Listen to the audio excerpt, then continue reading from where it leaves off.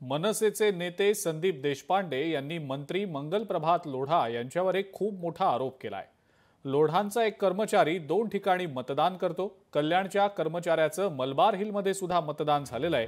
लोढांनी मतदार यादी बनवली आहे का आणि असं असेल तर मग त्यांच्यावर गुन्हा दाखल करायचा का, असा सवाल संदीप देशपांडेंनी आशिष शेलारांना विचारलेला आहे।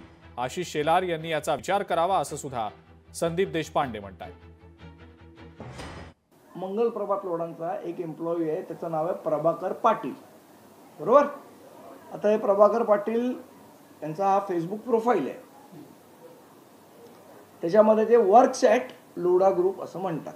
आता हे प्रभाकर पाटील कल्याण मतदारसंघात पण मतदान करतात आणि प्लस लोढांसाठी ते इथे पण मतदान करतात। लोढांनी त्यांचे जे एम्प्लॉईज आहेत अशी खूप यादी आहे आमच्याकडे, मी एक उदाहरणार्थ नाव तुम्हाला दिलं। त्यामुळे लोढांनी स्वतः कल्याणमध्ये पण ज्यांचं मतदार आहे त्यांना स्वतःच्या मतदारसंघात पण त्यांची एनरोलमेंट करून घेतली आहे। ही 2 उदाहरणं आहेत आणि पुराव्यासकट आहेत। मग लोढांवर पण गुन्हा दाखल करायचा का?